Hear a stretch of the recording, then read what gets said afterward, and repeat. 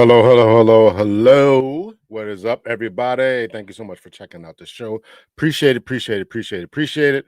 Thank you so much. Thank you so much. Thank you so much. Make sure you hit the like button on your way in and make sure you acknowledge us so I can acknowledge you. All that kind of good stuff. I broke my chair the other day. I was not happy about that. So I had to order another chair and I put it together so I can build stuff, right? So y'all ladies want a man who can build stuff, right? So I can build stuff, right? All right, all right. What's up? Out of sight, out of mind. Good evening to you from the NYC, from North Carolina, NYC, North Carolina, NC. Yes. Good evening to you, Rhonda. Yes, please make sure you hit the like button. You had me cracking up. I had to go back and watch my video again, right? Listen, I don't know. Somebody did it today, Rhonda, but I didn't make a video. Somebody did it today. The whole park. I almost took a picture of it. I almost because I went to the spot where I get my food at. I go back to my car, and the whole parking lot is empty. Now I had gone like around 1:30, so like the lunch rush hour was over, and and there's a car, and I parked right next to one of those islands. Right, there's a tree to one side. On my driver's side, it's like a tree and an island, and the other side, the whole parking lot is empty. The rush hour is over, and somebody parked right next to me. I wasn't even in the car and it happened. It's crazy. They must have knew it was me. Here's this guy again. We're gonna bother him. Hit the like button on your way in. Welcome, Miles. Welcome, Miles. Listen, I know, Rhonda. It's abs. It's abs. That happens to be I move. Yeah, I probably would have moved, but I was like, and then I got to ease out, make sure you don't hit your car. Crazy, crazy. And the other day, I think it was the same day. I ran into somebody at the same spot that I grabbed something to eat at. So I go in there and I get something to eat. So we're sitting there talking, kind of catching up. We hadn't seen each other for a while. And then she's walking out and then she's like, why'd you park so far away? Because she's on me, I gotta go down here. And I'm like, because people park right next to me and they do it all the time. So it's crazy. Make sure you say hello, out of sight of the mind. Thank you guys so much for checking out the show. Everyone else who's watching it. Today, what we're talking about has been going around in the manosphere, and in particular the Black manosphere. Dr. Thunder uh, talked about it a little bit today. I listened to about 5 minutes. I said, I don't want to get somebody else's opinion. I have not watched this particular interview, but you need to drive a bucket. Yeah, I probably do. Listen, I don't drive a fancy car now. I just got a little car because I was planning to do a lot of traveling. I'm like, I just need to get something quick. So, that's it. So again, this video that we're going to review has been going around in the Black manosphere for a little bit now. And so Dr. Thunder was watching it. I said I didn't want to tape myself, so there's somebody reviewing it right now on another channel. So it is what it is at this particular point. It's Eboni K. Williams seems to fascinate us, and I think that's probably because a lot of people, quote unquote, look up to her, and look at her as someone to be like or aspire to. Unless she's a pretty woman, highly educated, been on Fox News, has an opinion, is forceful in that, and so I can understand the appeal and the allure. So so all that. So we're not going to play a bunch of warm-up videos, so anybody else is going to catch up is going to have to watch the replay and all that. So first thing I want to do is somebody sent me this article, and I'm going to do this. I'm going to talk about this article in somewhere else. I'm going to talk about this article in another video, I should say. But I wanted to kind of address it here because I think it does go towards what we're going to be speaking about. Let's see, banners. Actually, I want to add this to the screen here. Share screen. We're going to read through this article first. So somebody sent me this, so I want to talk about it here. So this comes from MSN. I wanted to be a young mom. I had my kids at 37 and 40, and I'm glad I waited. So I guess this is her picture of her kids, right? When I was younger, I told myself that if I didn't have kids by 25, I wouldn't have them. All the women in my life had been young moms, and I wanted to be a young mom too. I ended up having my kids at 37, 40, and now I see the benefits of being an older parent. From the time I started with playing with dolls, I have not read this article yet either. I wanted to have babies of my own, but by the time I was 15, I knew I wanted to be a young mom. I told myself that I didn't have babies by the age of 25, I wouldn't have them. When I was born, my father was a few weeks shy of his 21st birthday. By then, he already had a PhD and a steady job as a college professor. My mother was 20 and a stay at home mom. Having children young and the roles they played in our family, as well as my father's professional stability, were not uncommon for their generation. Right. Well, so she's obviously from the upper class. Upper class. Keep your step up a lip. Let's see. My parents divorced when I was 5. Okay, so this is important to keep in mind here, right? Because this is a question that was asked to me, and I'm going to address this in another video that I'm going to do. I was born. I was he. My father was a few weeks shy of 25, so he's 25. So he's 24. He already got a good college job. How do you get that? You're 24 years old. Well, I guess this is years ago, right? So he's 24 years old, gets a college job because he got a PhD. It doesn't tell us what it's in. But then 5 years later, about around 29 or 30, he's divorced. Something to keep in mind here. My younger sister and I were raised by my dad. Eventually, my father remarried to a woman who was only 10 years older than I am. Wow. Okay. Okay. And they had 2 more children. My stepmother was also in her 20s when she had my brother and sister. So this guy's in her 30s or 40s, right? I would assume, right? She doesn't tell us that age, right? Unless I'm missing something. My parents, 5 when I divorced. Eventually, my father remarried to a woman who was only 10 years older than I am. So was that a year later when it can't be years later. That would be 15 or 16. So she doesn't tell us when that was. My grandmother, who helped raise me, had also been a young mother. So to me, it made sense to follow in all these women's footsteps. Bring back the, back the, back the, being 30 sounded ancient back then. Being 30 sounded ancient to me. I didn't want a big generational gap between my children and me.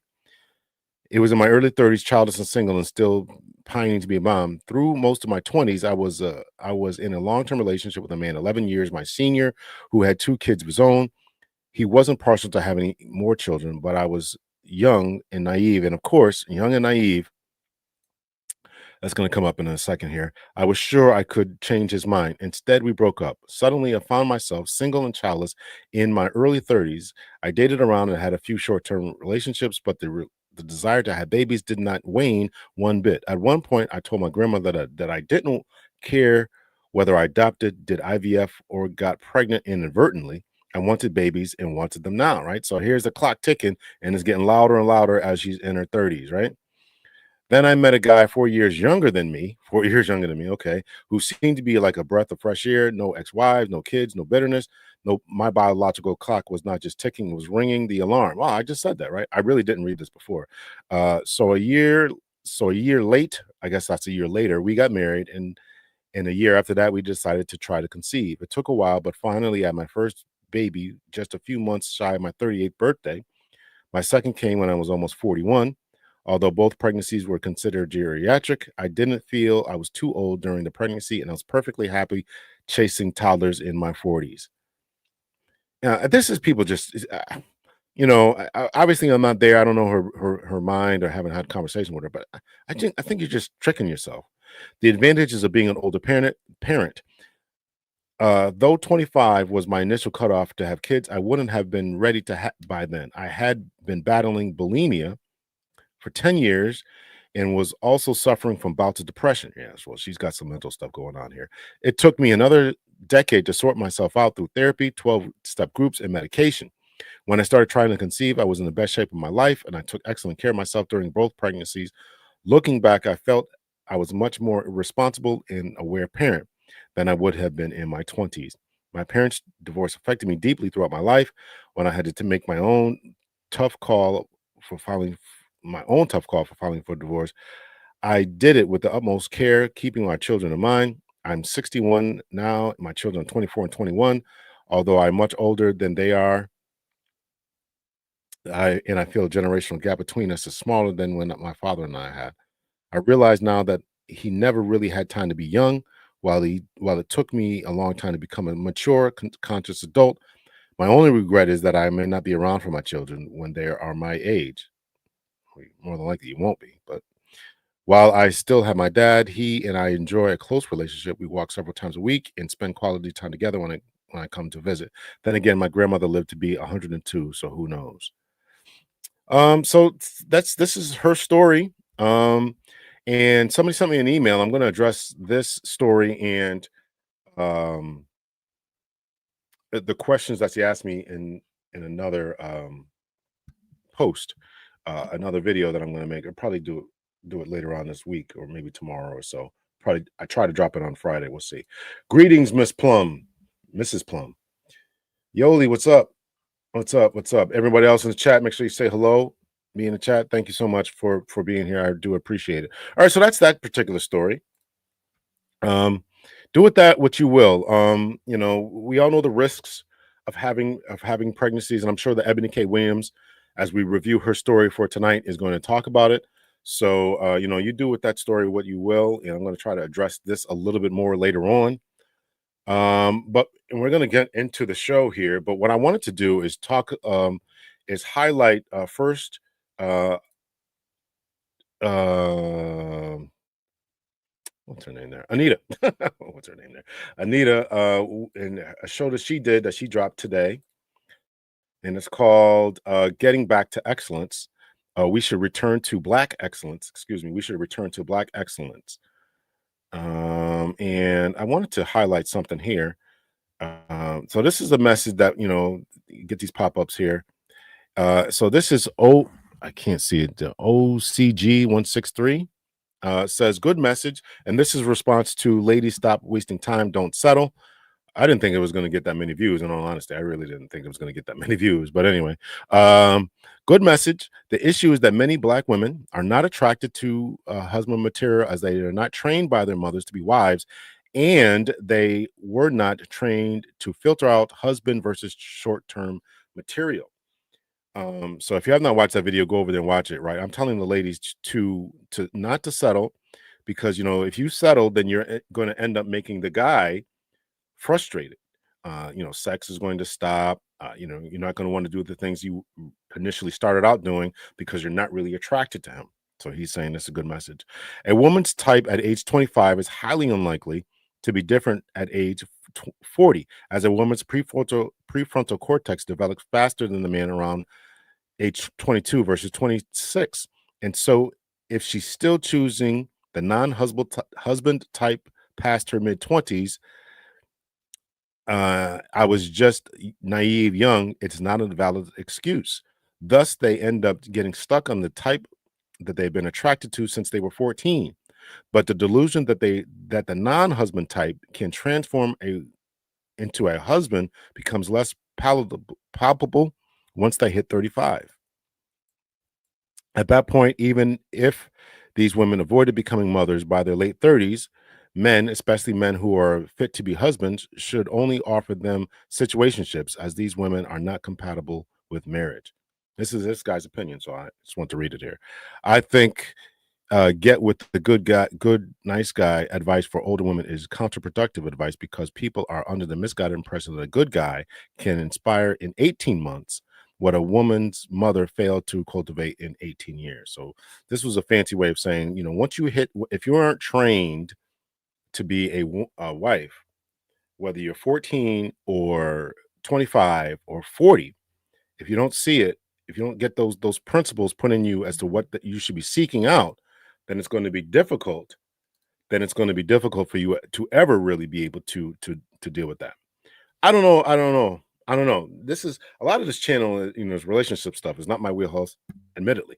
And I'm thinking out loud about a lot of this stuff. I do think that what he said about the prefrontal cortex is accurate here. I'm not sure about the ages though, but uh, you know, it's a problem. It's a problem. I've often talked about the mating and dating strategies that ladies have, and it's unfortunate because there's this whole ring by spring type of thing that goes on for the other dominant society.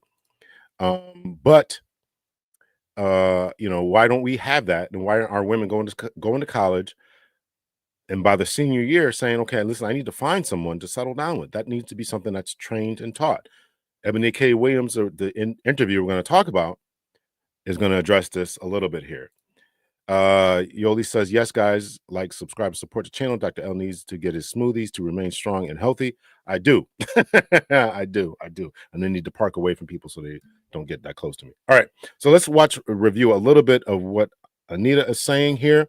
We're only going to play about 5 minutes of this.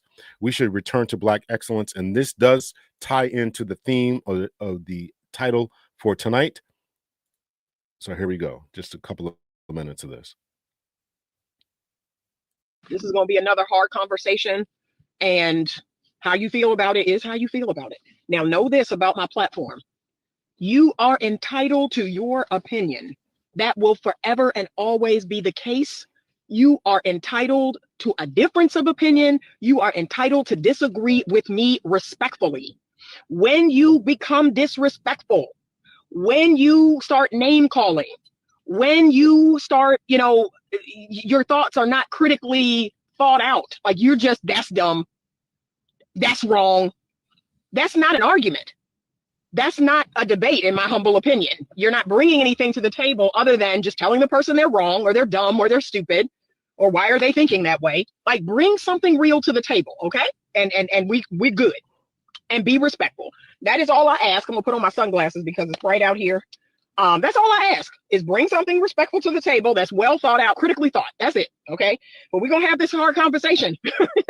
We're gonna have a very hard conversation about the return to Black excellence and what needs to happen for that to be a thing. Because yes, we do need to return to the majority of Black people doing well. We need to return to that. Right now, let's keep it a buck. The majority of Black people are not what I would classify as wealthy. They are not doing well, whether it's educationally. Black women keep talking about them being the highest, most educated people statistically. That's not true. Hate to break it to you. And I'm happy to put up some statistics in this video, but that's actually not true. And they believe that, oh, we're making more money.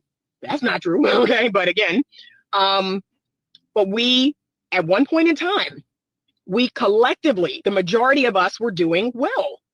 We were doing good. We were doing pretty good. And now those numbers have flipped on us. The majority of us are not doing good. We are struggling. Our family is in decay and decline. And I'm sorry, there's just no two ways around it. And for those of us, myself included, like, I'm doing good. So people like me who are doing good, whose family is doing good, it's like you live in a vacuum. So you're just like, what are you talking about, Anita? We're doing so great. That's y'all. But even I am not so blind that I can't see that the majority of us, the majority of FBAs, foundational Black Americans, are not doing great. I'm not so blind that I can't see that. I can see that we're not doing good, okay? I can see that we are morally declining. We are declining. And to act like that isn't happening. No, that's happening. If you look at these videos of what's going on in Chicago and what's going on in DC and other cities, we're not doing good. We're not doing good financially. We're not doing good spiritually, mentally, emotionally. We are not doing good. Like I said, I can, a lot of people call me Black elitist because I get to do things like vacation in Martha's Vineyard. I get to go on several vacations a year. I get to pay my mortgage and my bills without any problems, right? My children are college educated. People call me Black elitist, but I do recognize that the majority of us are not doing well. We are struggling, and our family is really struggling. Don't get me started on that. So how do we return to 2/3 of our Black children, excuse me, being raised in a 2-parent home? How do we return to that? How do we get those numbers back? 2/3 of our children were once raised in a 2-parent home, mommy and daddy in the home. How do we?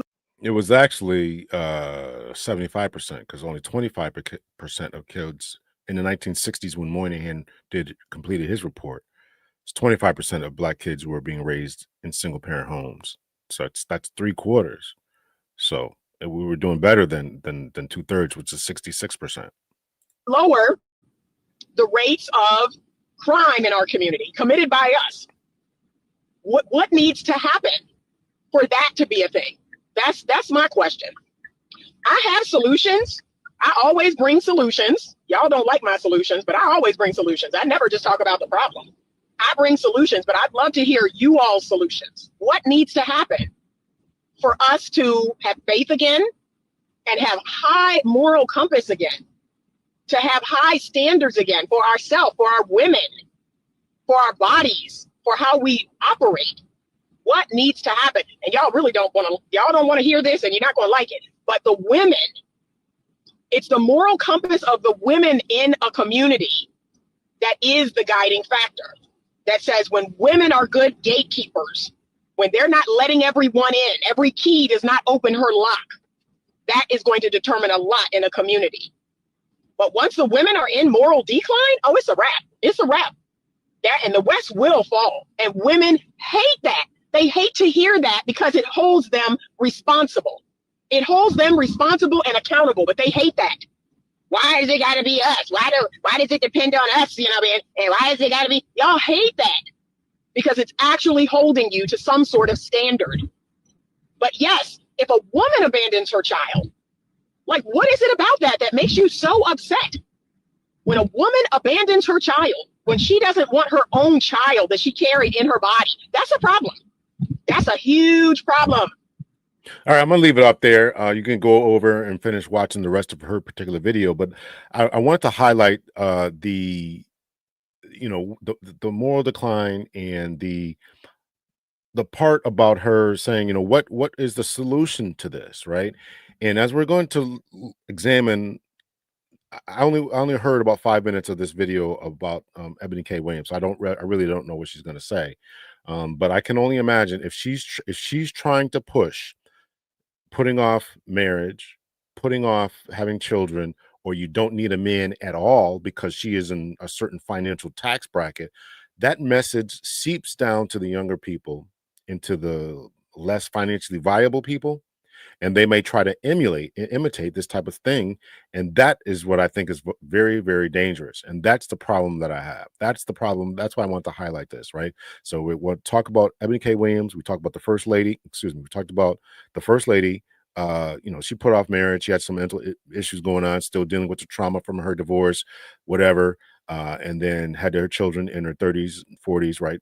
Geriatric pregnancy, all the dangers and risks that go along with that. She's also dealing with, as I mentioned, the trauma from her divorce. And then we got Anita saying, our culture is, we will look at the music we listen to. I actually made a video the other day. I'm going to drop in a couple of days. Like, y'all really like the ratchet behavior. This is what y'all like. Watch out for that one. That's coming up. And so Anita is saying, some of the same things here that, how are we going to get back to that? And a part of it is going to be, two-parent homes. Fathers are important. Fathers are important. All right. So we're going to play this video here. We're going to take this down here. So go over to Anita's channel, watch the rest of that. Present screen share here. What is this? Can ladies have it all? Who is this? Can ladies have it all? Oh, jeez, that's me. Ebony K. Williams, solo motherhood. All right, so I'm gonna have to put a picture up because I don't know. Sometimes these people are funny about their stuff here, so I don't want to get any college debt and underemployment. Could this be a factor? It's definitely a factor. It's definitely a factor. Kids need to learn money management early in order for the financial literate and build generational wealth. That's why you need to buy my books and gift the children to. What a shameless plug there, Yoli. All right, here we go. So we're gonna play this. This is called Ebony K. Williams on solo motherhood and dating. So she just had a baby. The baby is 6 months old, and she is already looking for a step/no step daddy. And at 42, 43 or something like that, is she delusional or what? So I'm gonna have to put a picture up, as I said, because I don't know if these people are going to be you should still be able to hear it, but I don't know if they're going to be funny about this. So this comes from the XO Nicole podcast and Pregnant Pause Pod Full episode. So here we go. I like to start episodes with a segment called Same Same. And it's sort of reflective of my very real time motherhood journey where, like, you know how it is when you're meeting a new mom and you're like, what do we have in common? Yeah, Right. yeah, sure. We have quite a bit in common. We do. We are sorors. Hey, Okay. Ski. So I love that. And we actually, I remember when we first chatted and we met when I interviewed you and wrote a profile on you for Scary Mommy. Yes, which was amazing. Such amazing writing. Thank Yeah, you. yeah, yeah. Thank you so much. Let me ask you. I mean, we did just highlight a lady. We did just highlight a lady stating. I mean, let me speed this up too. We did just highlight a lady saying that she was, put off her having children until she was 37 and 41. But as a collective, I mean, who else talks about putting off their family formation, especially when it concerns having a husband? Who else does that collectively, in mass? And is that part of the problem that goes on within the Black community? As Anita said, getting back to Black excellence, right? Two-parent households, kids going to college, two dual incomes, all this other stuff, right? What are you guys' thoughts about that? Here we go. Gosh, we could have been on. I could have talked to you for hours. I think we did talk. We for talked for a hours, long actually. time. We talked for a long time, and you had paraphernalia on that day, so I was like, it was I like, did, and I yes. didn't even know you were a sword at that Yes, point. It was so it was kismet. like an immediate Yes, connection. yes. We also are, we work in media. You Sure. are a television host. Mhm. You are an author. You are also an attorney. So you understand, first of all, so many different walks of life, but certainly the media landscape. Yeah, I do. So it's interesting. I was a comms major in college, Mhm. and sometimes, shout out to all the comms majors. Yes. We tend to get a bad rap. Like, Right, what are you it's gonna like, do what are you with gonna that? do? Yes. Everything. Yes. Hello, somebody. Everything. Come on. Yeah. I love that. Yeah. So I really credit both my comms major and my Black Studies major. Mhm. With kind of giving me the tools to Yes. synthesize, as I'm humbled to hear your introduction, but it allows me to navigate those pillars Yes. of the law. That's right. But also mass media, television, Right. audio, podcast. Right. I actually started my broadcast career in talk radio, which a lot of people don't know. Yes. And then eventually, becoming a published author 2 times over. So That's, I mean, first yeah. of all, hats off to you for all of that. But Thank you. also, oddly enough, same, right? I was a Mhm. journalism major and an Afghan studies double major. So Boom. that is Now, this other lady, right? I guess she did what they're talking about here. I'm seeing a wedding ring on her finger, right? So I'm assuming that she did what she had to do as far as education, and professional achievement, and then somewhere along the line there got a husband. I'm assuming that. you're We so did have right. that in common. Like, that's yeah. right. People say, what are you going to do with the Black Studies major? Everything. Everything, particularly for Mhm. what, not only what we do, but what we cover, And right? the What we spaces talk in which about. we do it. Exactly. Yes, Exactly. yes. 100%. Mhm. The other thing we have in common is we are girl moms. Yes, we are. So, you 2 times over, 2 child. times over, girl. Send up a prayer for me. Yes, I love it. But yes, I think there is something really special about having a little girl. Mhm. Your little girl Liberty is almost a year It's old. almost a year in the game. That is, how does it feel being almost a year in the game? I think I'm going to let her stay. I love that, right? It's like, you can stay. Yeah, You can yeah. stay. Your performance period's up. The performance review. I think you're gonna pass. Right. I think we'll be okay. No, I think I'm the one that she's probably like, you She's get like, to stay. right. She's like, how you doing? How are you You doing? go check me. Right. So no, it's been a joyous year. She's literally just brought more joy, Danielle, to my life. It has not been without surprise and challenge, Yes, which I'm of sure we'll course, get of into. course. But I'm here to say, the good news is, it was a beautiful year. It was a year of profound joy, and I just smiled more this year. What's this? As we record this, there's an Instagram social media trend. You look happier. Oh yes, yeah. I look that's happier. I right. had this sweet little girl named Liberty. I love that.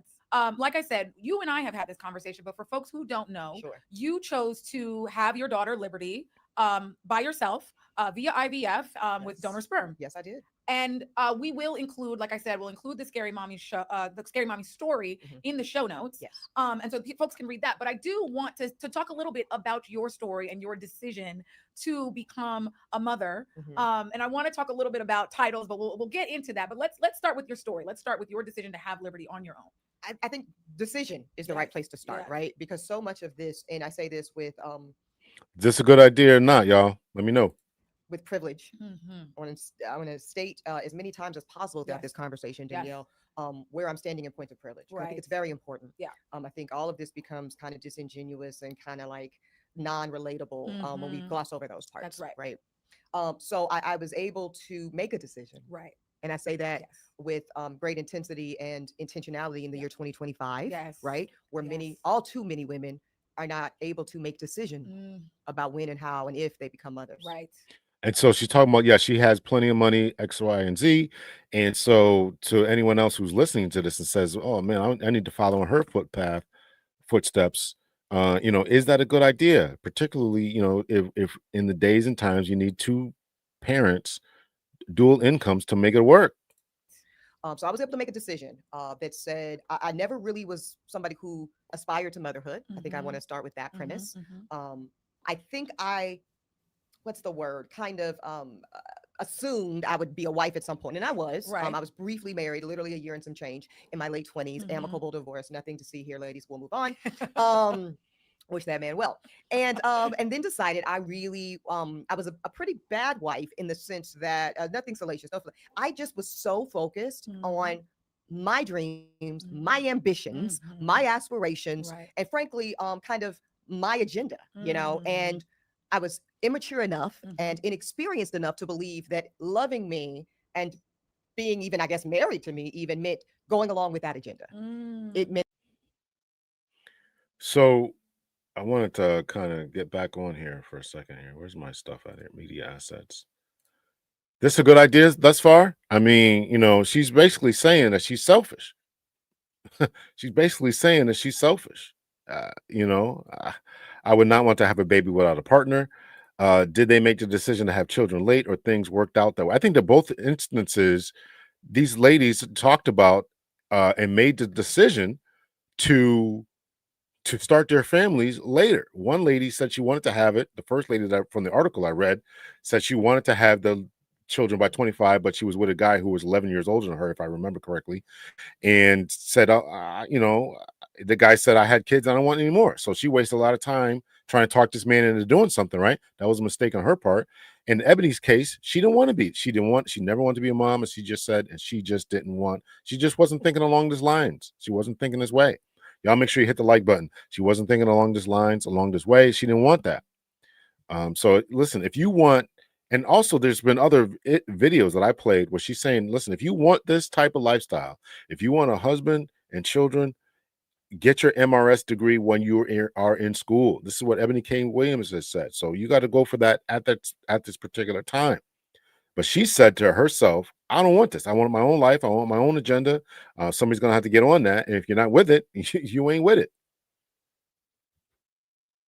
And if you love me enough, you're gonna kind of go my way, or more or less, here is the highway. And I say that in retrospect, having grown and learned so much about how horribly erroneous that method is and was. So when I came out of that divorce, I had a real clear intention, and this is what I always say to young ladies or people, period, that are kind of, is married to me.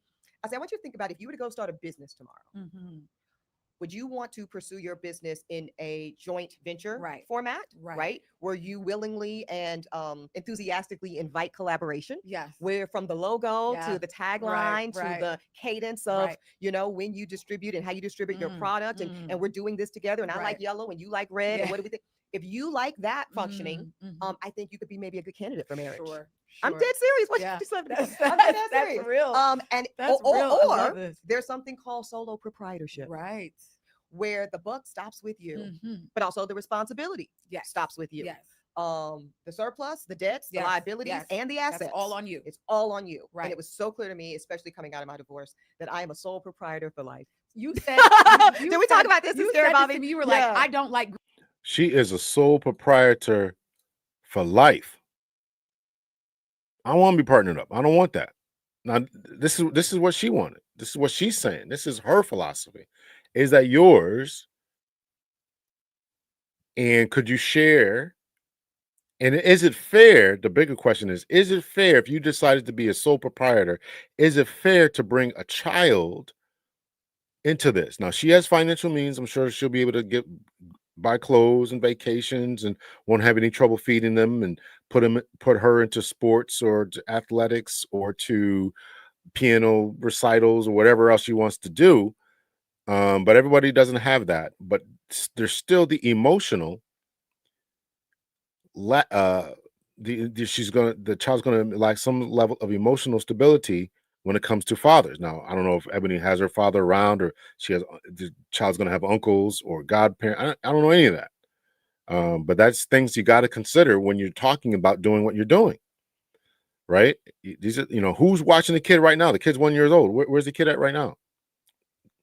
Where's the child at right now? Right?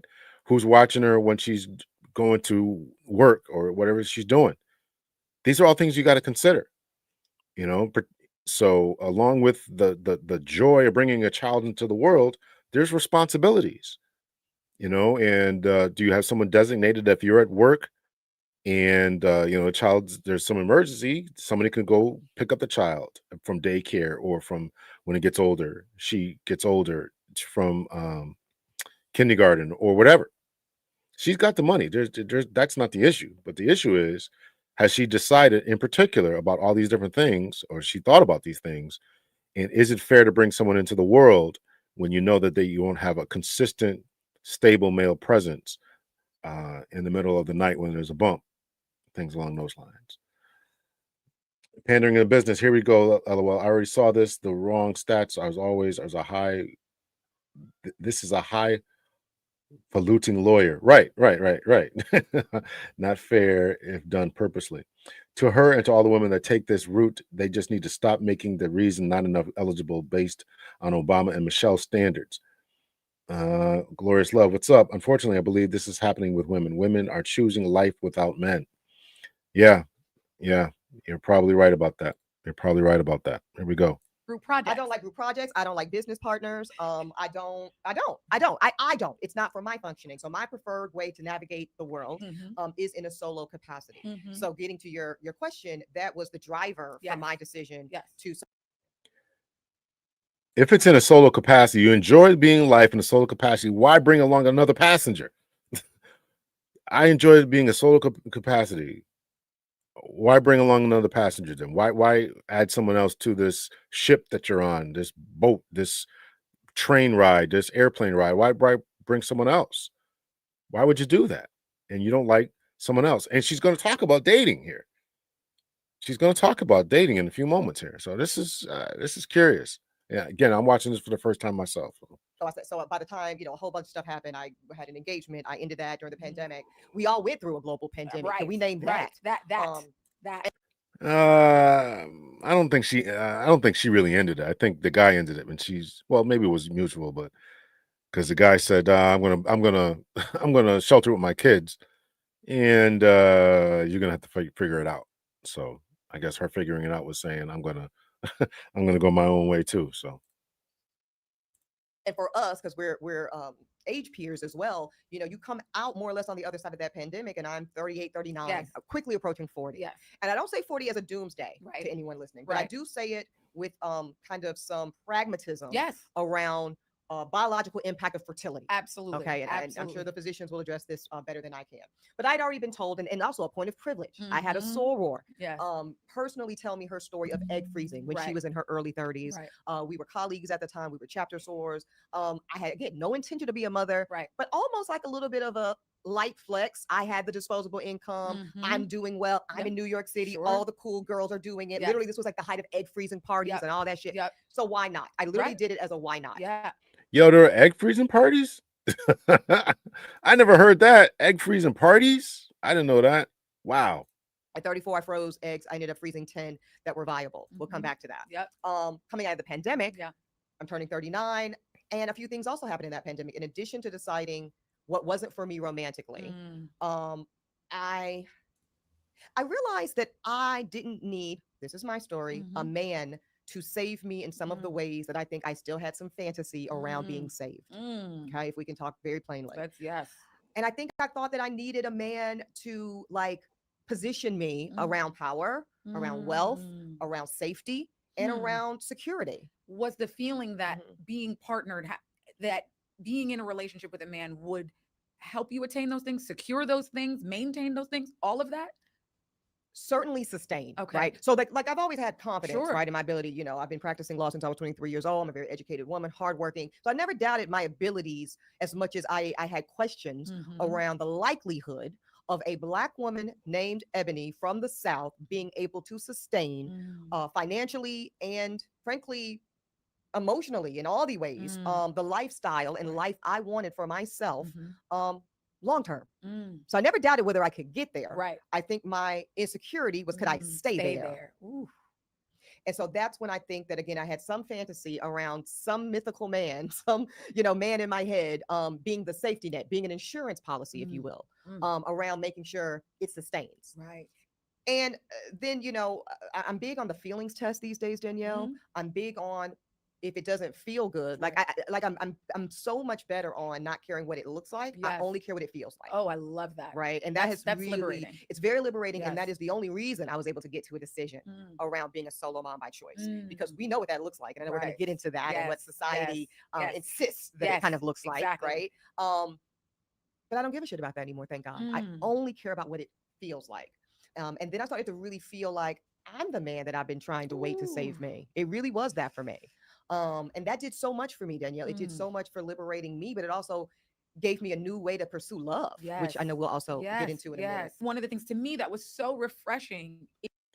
A new way to pursue love. A new way to pursue love. What's up, Mr. Stu? Thank you so much for checking in. Also to you, R Jizzle and B1911.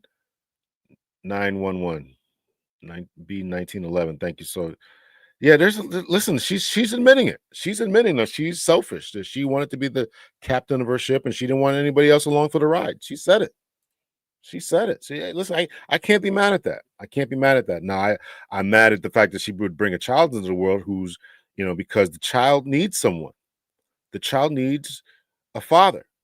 And I think, remember the first video I played, Anita said, how do we get back to Black excellence? When you have people listening to this and saying, I don't need a man either. I don't do this, that, and the other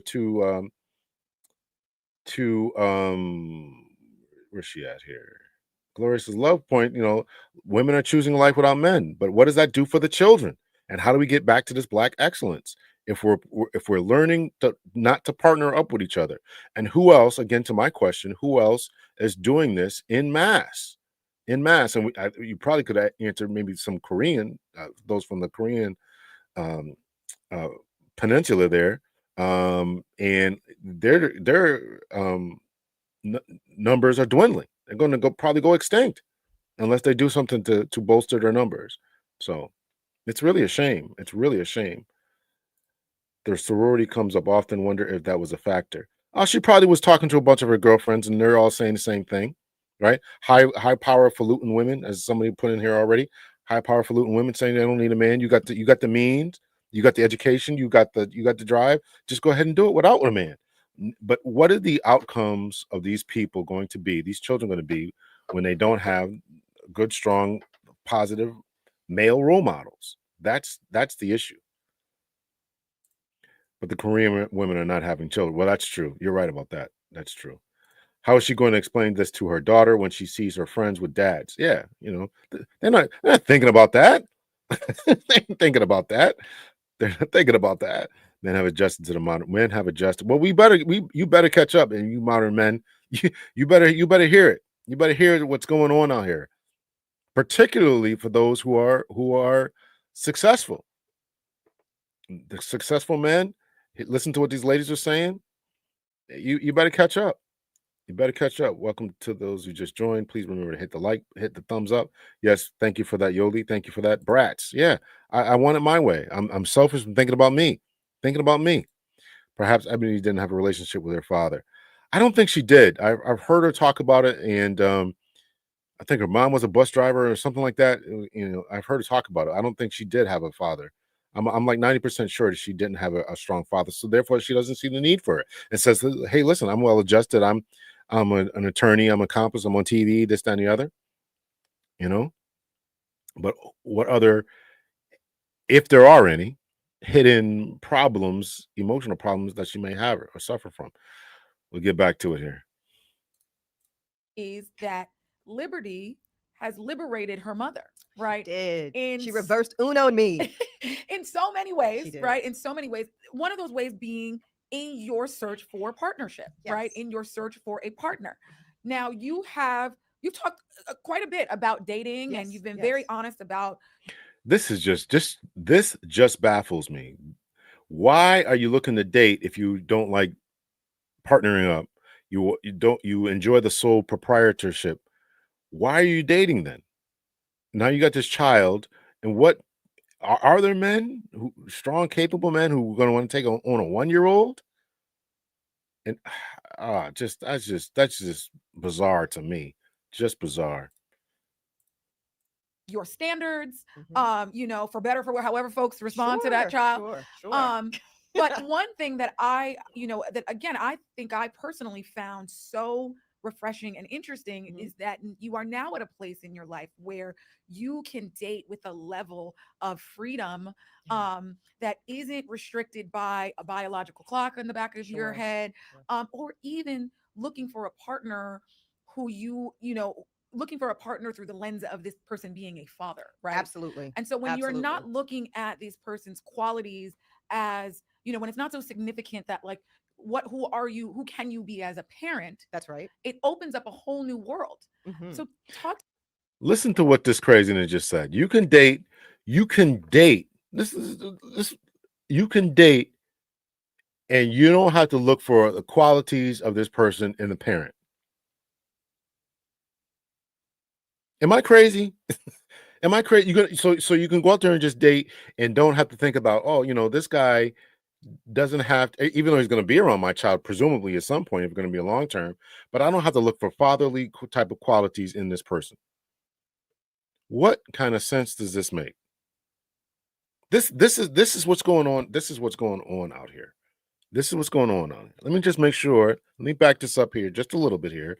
To me a little, who can you qualify the lens of this person, looking for a partner who looking for a partner through the lens of this person being a father, right? Absolutely. And so when you're not looking at these person's qualities as, when it's not so significant that like who are you, who can you be as a parent, That's right. it opens up a whole new world. Mhm. So talk to me a little bit about Yes. what has it been like now to date as a single mom by choice. It has been This is got to be. This has got to be some of the craziest stuff that we are dealing with in our community. I mean, we could talk about the ratchet. We could talk about, Cardi B and Meg Thee Stallion. We could talk about the ratchet feminism. We could talk about all the stuff that, the bonnets in public, the pajamas in public. We could talk about all this other stuff. But when we got intellectuals talking about you can go on dates and not have to worry about the potential fatherhood qualities of a potential mate, we are truly true. That's why I played the video from Anita. Got to get back to Black excellence because this is just absolute bananas. This is just absolutely bananas.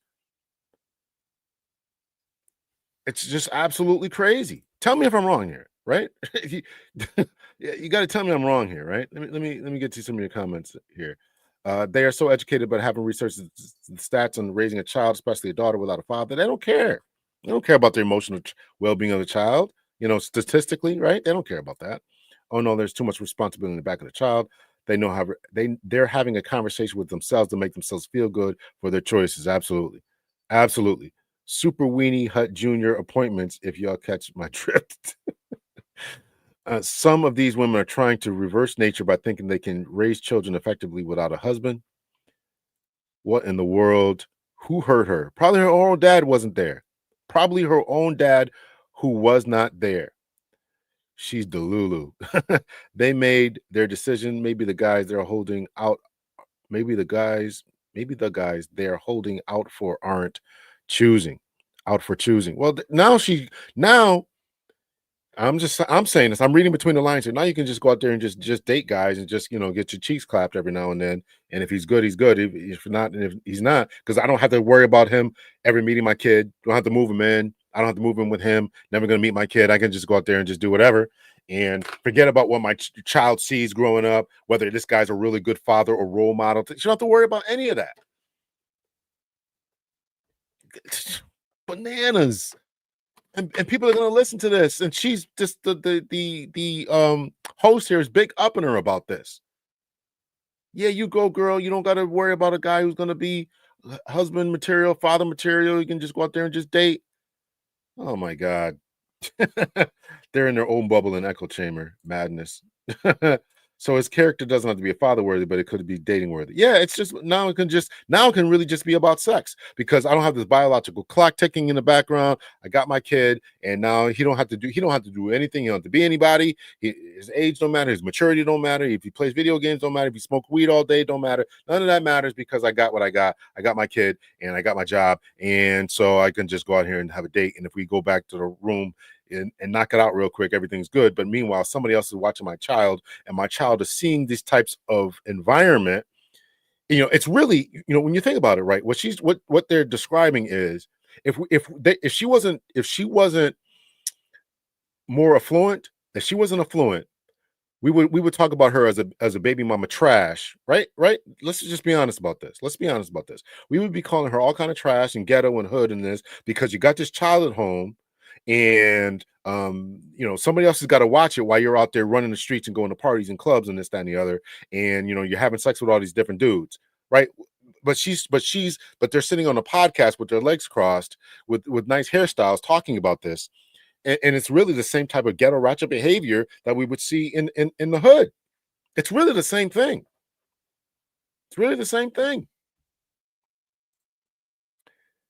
As if the kid was part of her checklist. Maybe she doesn't believe in genetics. Wait until the child starts asking, yeah, where's mommy? How come you going out? How come there's a new guy? How come you're always on the phone, or whatever technology they have in the future? It's just crazy. Why? And people are going to listen to this and think this is good. She's trying to win on both sides. She was forced in this role because of the dusty men simultaneously. She has the perfect excuse to pick below subpar men for now she can pick the subpar men for fun. Before I had these standards, right? The guy had to be this, that, and the other. And now I can just go out there and just have fun and don't have to worry about anything else. Her affluence makes it okay. Absolutely. This is what she's saying. I can go out there and be just as ghetto as anybody else, but now I can do it in a BMW and have somebody else, just pay somebody else to babysit my kid. Right? We'll get back to it here. Has it been like now to date as a single mom by choice? It has been so much more fun, and it has been so much more. I just think feasible is the right word I want to use, because, like you said, I want to acknowledge that my romantic life, which some of has been public because I've chosen to share, has had challenges like anybody else's. Right. Part of my challenge was, and I'm so unapologetic about it, and remain so, is I am somebody who is not a fan of mediocrity in any capacity of my life. I know that's right. Same. Yeah, I'm just not, and you're not gonna make me feel a way about that's it. Right. You're just not, because excellence and operating at a constantly living in my ambition, yes, has served me quite well. Right. Amen. Okay, so and that's how I hold myself to a standard. So I am only going to look for any, and this is so she's holding herself to a standard. She doesn't want to be around mediocrity. However, she's admitting that in so many words that I don't have to date for somebody to be a good role model to my child. I mean, these are the words that are coming out of these people's mouths. I mean, I am a perfectionist, essentially what she's saying. I don't want to be around mediocrity. But when it comes to dating, this guy's a good dad. He's a good dad. If not, whatever. I can still go out here and have fun. Oh, my God. And the irony of the girl's name, I don't want to pick on her child, right? But she named her Liberty. And she said, she liberated me. I'm free. I'm free from the confines of having a man. This is what she named her baby. I'm free from the confines of having a man. I'm free from all the social pressures and anxieties of motherhood, and nobody can whisper in my ear anymore. How come you don't have any kids? Right? I'm free from all that type of stuff. This is what she's saying. And now I'm even free now to just go out here and just date who I want when I want, and he doesn't have to be a good dude. Make it make sense. Ratchetness in high places. Black Man is fair. What's up? She has all the issues, no problems. The man sounds insufferable. This woman sounds insufferable, which explains a lot. Crazy. Make sure you hit the like button. Please hit the like button. Thank you all for joining. I don't have no mediocre ass friends. Right. I don't. Right. You know, so this, Same, because I same. really just believe in you know, the power of proximity. Absolutely. You know, And there's I no really space for it. do. There's no space for it in my life. There's none. Does not compute. Yep. So if that's the deal for my platonic relationships, it's absolutely going to be the requirement, the standard, whatever, for my romantic relationships. Correct. And then, to your point, Danielle, adding the fatherhood piece, right? So this must now also be a man who I feel likely to be so aligned around the following: academic pursuits, healthcare and medical, emotional. Let's say, because you never know the child God will give you. Could have special needs. Could have gender curiosity. Could have sexual orientation curiosities. Whatever. Let's just start with the logistics. I work in a bi-coastal fashion. I have a syndicated daytime judge show, Equal Justice, with Judge Eboni K. Williams. Check your local listings. It tapes in Los Angeles, but I live and reside in New York City. If I have a project where I need to be here for a certain period of time, I don't want to be like the good sis Halle Berry and be in custody court fighting. I don't want to be like the good sis Jodie Turner Smith fighting. These are the, and I should name my bias too. I practiced family law for several years early in my legal career. And so I can speak with authority You saw on how deeply, horribly contested those issues can be. And those challenges can be. And that's not hypothetical to me. She practiced family law, so she saw the trauma about tussling and fighting in court. Again, this is why I'm saying that she named the child Liberty, because she's free from all that. I don't have to worry about child custody issues. I can run across the country from by custody. Who's going to watch the child? I have to hire a nanny. I have to hire some help. Grandmother has to get involved. Whatever. You're doing all this, right? Just absolute abject selfishness. Absolute selfishness. And she talked about, these standards for men, and his whatever she's looking for, the requirements, the financial, the healthcare, whatever.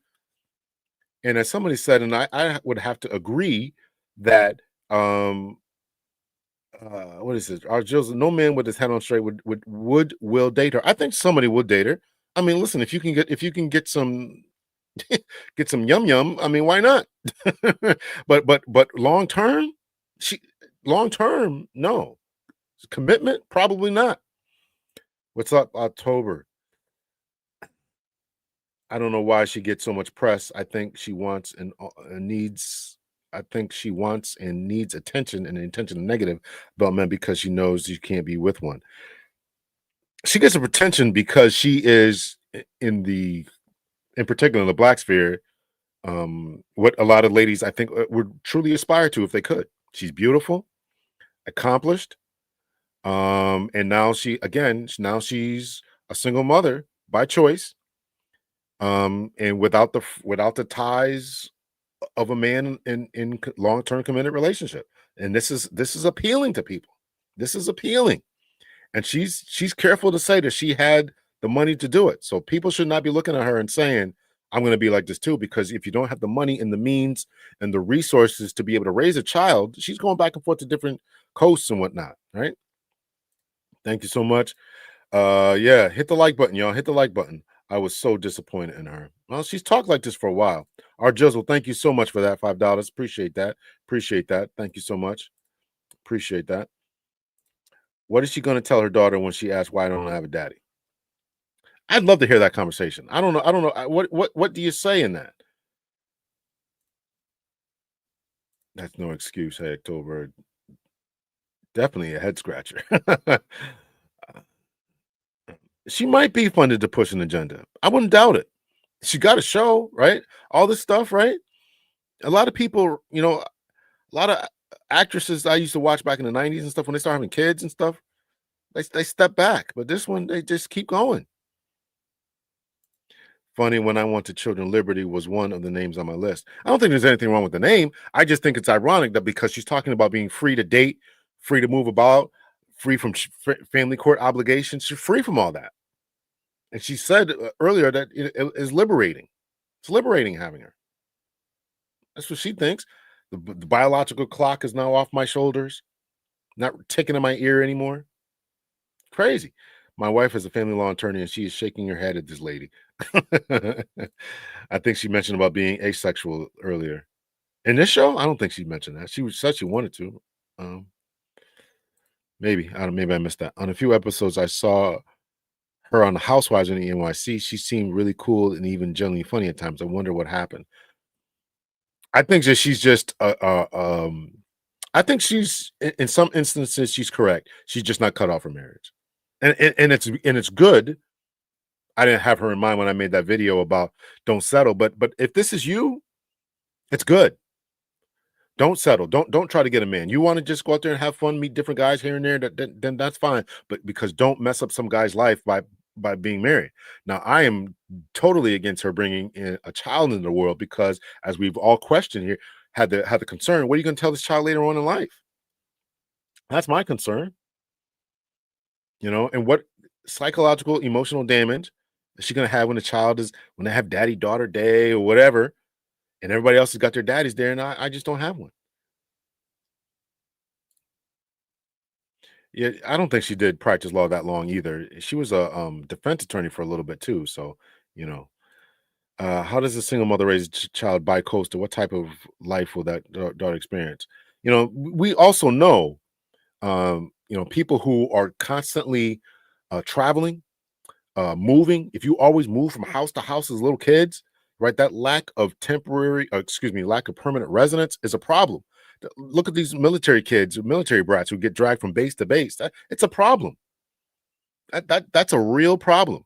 And you dragging your child. I mean, it may be good if she has one house in wherever she's shooting at, and one house in New York. Okay, we just go back and forth between those. But children need stability. Children need stability. She's going to say these dusty men and don't rely on a man. Yeah, these dusty men. All right, let's continue on with this. I can't afford to be hypothetical That's about right, it. These are my circumstances, and these are likely my realities. Right. And I'm gonna just go there and make some folks mad. Because I am a high earner. Mhm. It's very likely and possible that under certain circumstances, with a father and a co-parent, I would end up paying child support for my own child. Again, as Halle Berry is showing us, as Mary J. Blige has shown us, Right. as Sherry Shepherd Yes. has shown us. Yes. It's a real thing. Yes. Yes. And you don't have to even be famous to do it. Women That's are doing it. But all these women are divorced and all kind of crazy stuff. I mean, this is, again, that's why I played Anita's at the beginning. We got to get back to Black excellence. And if these are people's role models, then this is a problem. This is a problem for all of us, particularly as a Black community.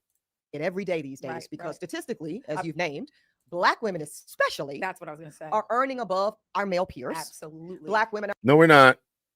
Anita just said that. You can look at the numbers. On average, they're not. are owning homes Right. at higher rates Right. above our That's true. male peers. Right. And I don't want to have to unalive nobody, Danielle. Right. I don't want to have to No, I'm not mad at you.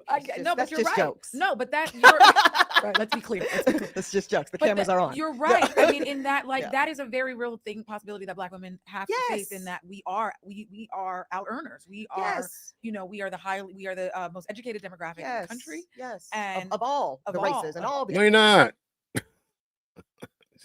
I just have a problem with the misinformation because it makes anyone who quotes misinformation just makes it seem like everybody's.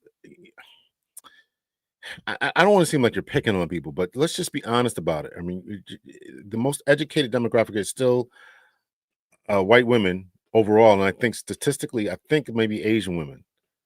Statistically, and whoever has the most degrees is white women. So he's continuing to say this. I've gone through these numbers a bunch of times. I can't keep going through them, but you got to stop with this crazy nonsense here. absolutely. Yeah, say that. And so we are high earners. Yes. And that is, And those liabilities, those potential liabilities exist. So that was a part of my thinking. Yeah. This was a part of why this was Real. my choice. Real. I'm walking out through all the ins and outs. Yes. Right. Yeah. And so I said, if there's science that allows, and again, point of privilege. Yep. 15 years ago, we wouldn't even be able to have Right. this conversation. Sure. So thankful that it's even possible. Yes. If there's science that allows, Thank God it's possible to have a baby without a man. This is where we're at, ladies and gentlemen. Ladies and gentlemen, thank God it's possible to have a baby without a man. Thank you, God, because it's not possible to, even though this is the way you set it up for all of human history and all animal history, male and female, to be able to have a child. We can now do it because we have jobs and because of our education, because of feminism. Thank you, ladies and gentlemen. We can throw our communities under the bus. We can destroy our marriages, destroy our families, and all that because we now have what? Families and children and jobs and careers, and we have money, and we don't need no man. Oh, Lord. Oh, my God. For me to potentially bifurcate Right. my love life Mhm. and my motherhood experience. Right. Let me avail myself to that. And let me Mhm. also name a deficiency, Mm. because I know folks been waiting on that. As joyous as my year has been with Baby Liberty, Okay. if I had to factor in responsibility around also being someone's good wife Mm. and or even being someone's good romantic partner, Mm. in addition to maintaining, house manager and trying to return to my own identity, Yes. I don't know how successful I would have been, Danielle. So really, that's a flex for you. And women, just receive this. Okay. Just receive. Yes. Yes. Women like yourself who do the All right, let me try to deal with this audio here. Thank you so much for telling me. I'm looking at the audio right now. Recording, hotkeys, layouts, guests, general, display messages, audio avatar, audio, microphone. It's up all the way on my computer and also on the side here, volume. I'm sorry, there's nothing else I can do about the audio that I know of.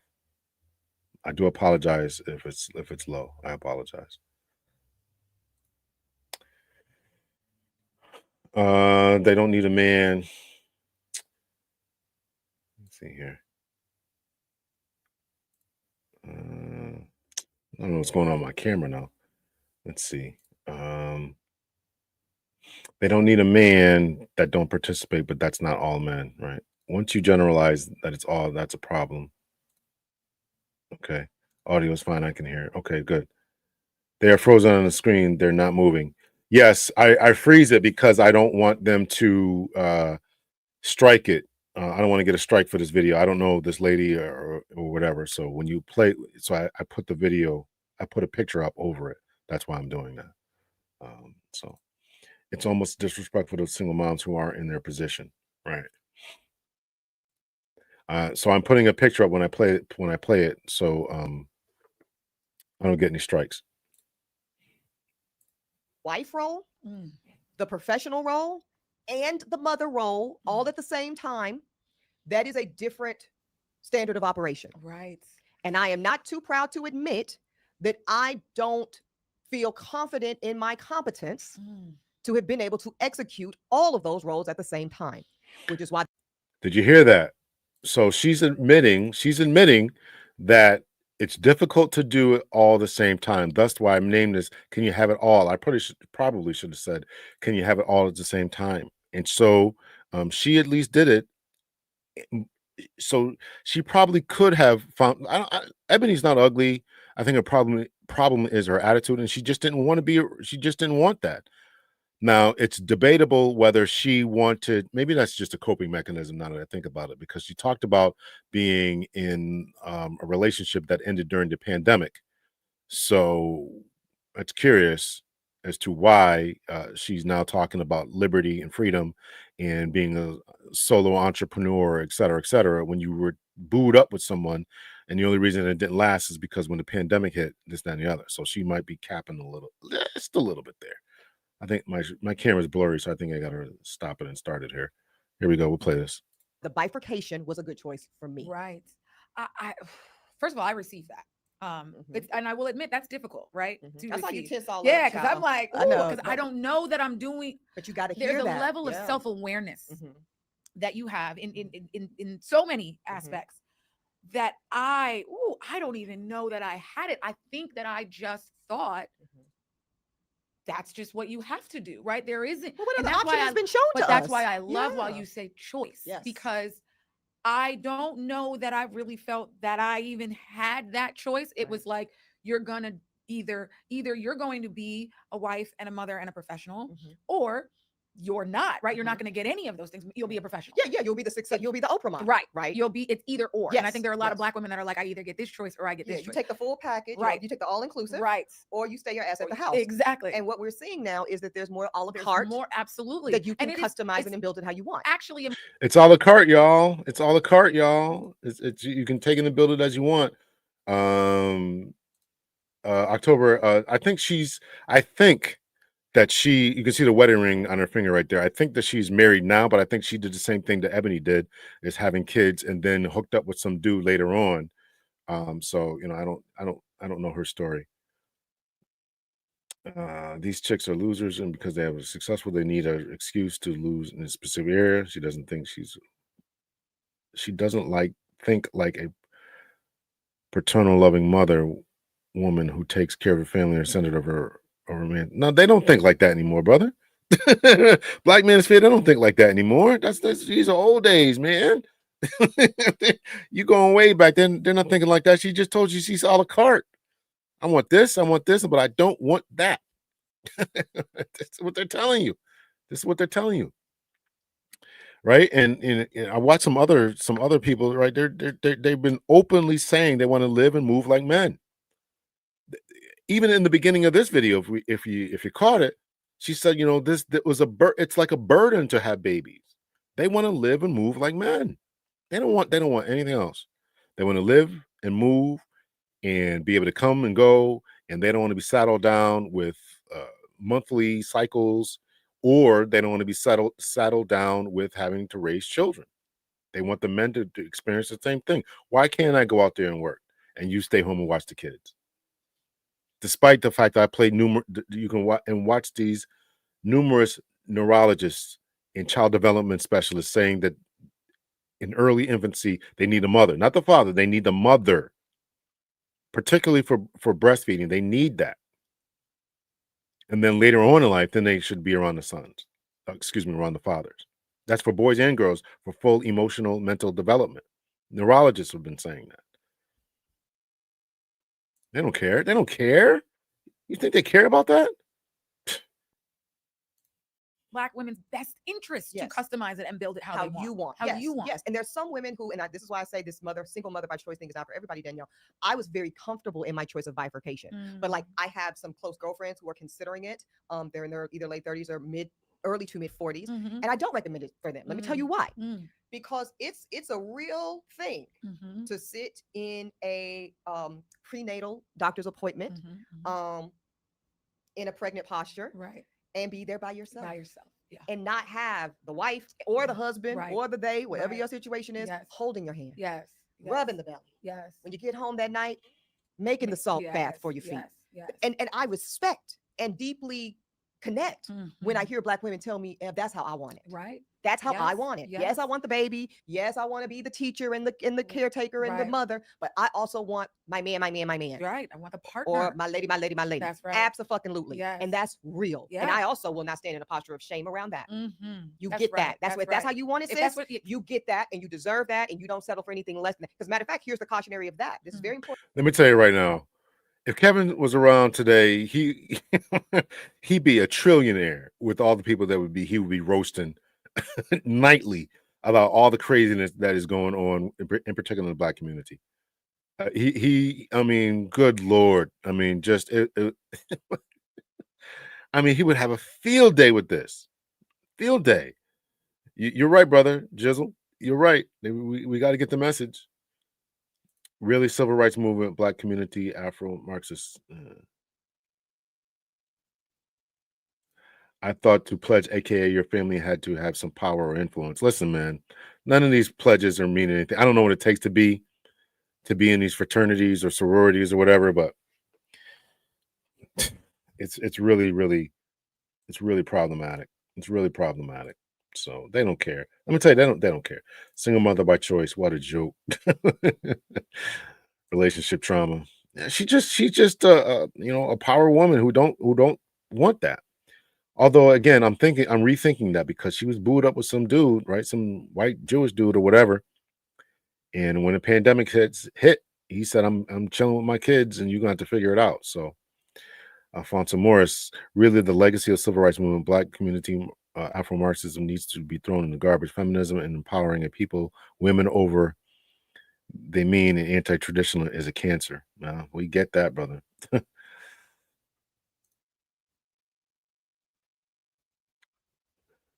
So nobody got bath salts or wants salt baths. She's living in the 1950s in her head. If that's really how you want it, and you have not done the work to grieve that setup before you go on this single mother by choice thing, you are doing both yourself and your child a tremendous disservice.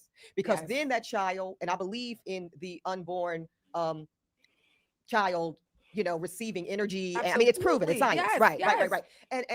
And no child deserves to be born in the midst of your deep grief, around a preferred version of your experience, or to sustain some level of resentment, all of that. Absolutely. You're doing yourself, you're setting yourself and your child up for failure. Yes. 100%. And many of us are the result of that. Hello, Absolutely. somebody. We maybe didn't have the language or whatever, but if we think through some of our own origin stories, how many of our mothers were grieving either husbands that were insufficient or not there, or that they thought the man was going to stay until he decided he was.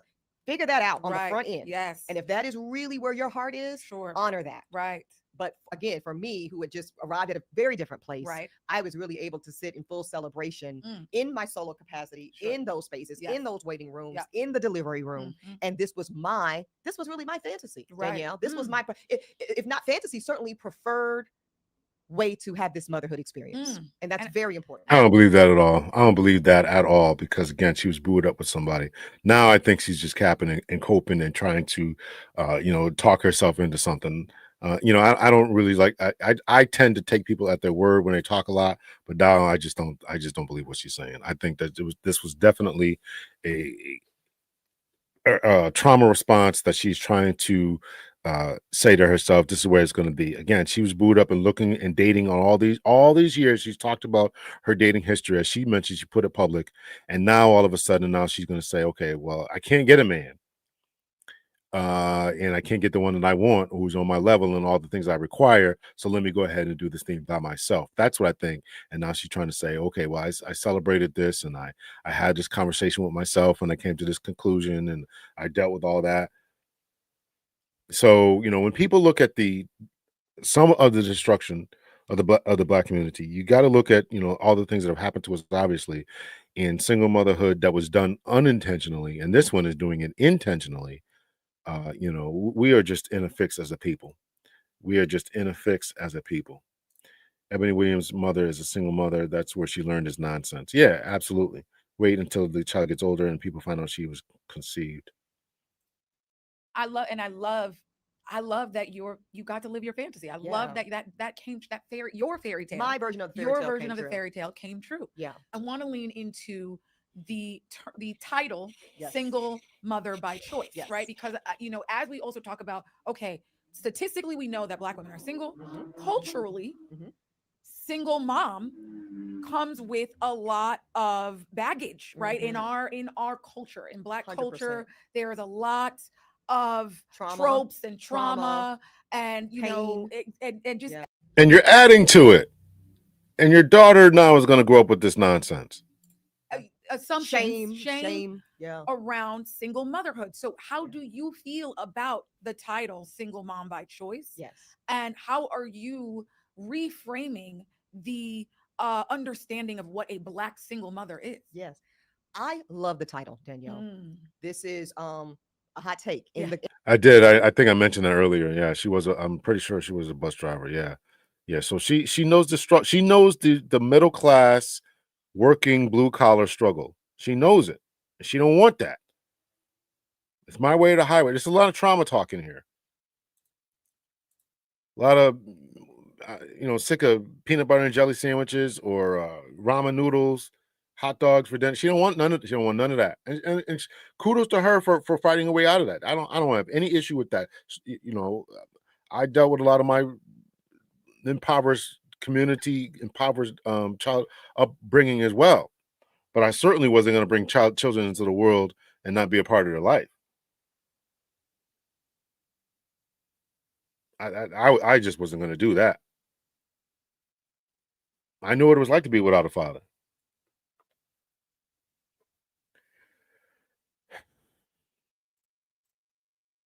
in the community of those of us who parent alone Yes. with intention. I love single mother by choice because I think the by choice piece is so congruent with the way I value this process. I acknowledge myself as an outlier. Yeah. I think this is important, centering for this whole conversation, Danielle. I think anybody looking at me and Liberty and my story and feeling inspired by aspects or curious about others, other pieces of it, I think that is wonderful, and I invite it, and I'm more or less an open book about it. But by no means am I saying come one, come all, and do it this way. Because they're selfish, Miss Independent. Not having a father is rough for boys and girls. Why do that? Because they're selfish. They think that they made it somehow, and they think that it can be done in times of change. And we got economic stability and this, and I got maybe an uncle or grandfather can help out, and they're just selfish. That's why. Yes. I think that there are some things about my background, some things about my spiritual gifts, that position this to be the right choice for me. And I don't think it applies to most Black women. Now, so that's what I wanted to get to. So in the community of those of us that mother in solo capacity, most reject the label single mother by choice. Mother in solo capacity. Trying to clean it up. Your baby mama-ism. And I'm not trying to dog people who've had babies out of wedlock or whatever. We want people to stand by, but she's doing it on purpose. The struggles that true single mothers have. My mother was a single mother. The struggle that they have, the lonely nights, the taking care of children who are sick. And my mother had two boys, right? I remember one time I was sick as a dog. I remember this like it was yesterday. I was sick as a dog. My brother couldn't get any sleep. I was up getting brought to the bathroom literally like every 10 minutes because I was just puking up everything. And my mother, when I look back at that now, like my mother didn't have any help. She had no help. And that was two boys. Why would you do that? Why would you bring these people into the world like that? Why would you do that? Now, what if they both have the flu? Because parents catch it too, right? You're both sick and there's nobody there to make you chicken soup or whatever. You got to call a girlfriend. Why would you do that? This child is an accessory. Yeah, it makes her feel good. It's liberating. I got this ticking clock out of my ear. Come on, y'all. Hit the like button now. Come on now. We were at 14 likes before. We got 2 likes in that time. Hit the like button.